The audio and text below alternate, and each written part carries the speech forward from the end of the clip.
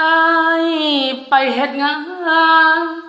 ก่อสร้างอยู่เวียงจันทน์หลายเดือนแล้วนี่ยังคิดฮอดสาวพรคนดีบ่ฮู้เดี๋ยวนี้นั้นเป็นจังใดได้ข่าวน้ำท่วมลวงหลายภาคกลางภาคใต้บ้านนาจานได้เป็นจังใดข้าวหน้าได้หลายอยู่บ่ปีนี้อ้ายต้องสู้งานแต่คิดฮอดบ้านนาจานบ้านเฮายังจำสองเฮาเคยเว้าปีกายเกี่ยวข้าวอ้ายจำในใจ เจ้า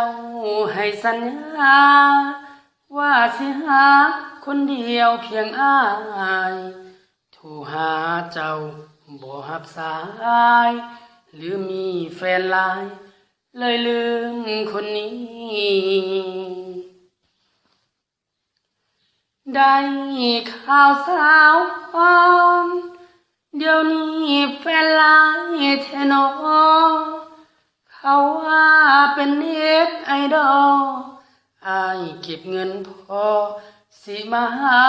ตัวจริงยังคือเก่าอยู่บ่หรือมีแฟนใหม่แอบอิงผู้ชายคนนี้หาจริงบ่แม่นเสือผู้หญิงดอกเด้อน้องนางอ้า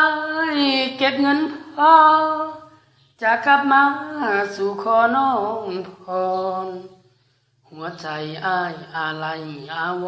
รณ์คิดถึงน้องพรบ่มีเว้นวางหักเพียงแต่เจ้าหวังเข้าห้องหอกับนางเสื้ออ้ายเถิดหน้าแอวบางจะกลับมาเคียงข้างถ้าน้องนางยินดี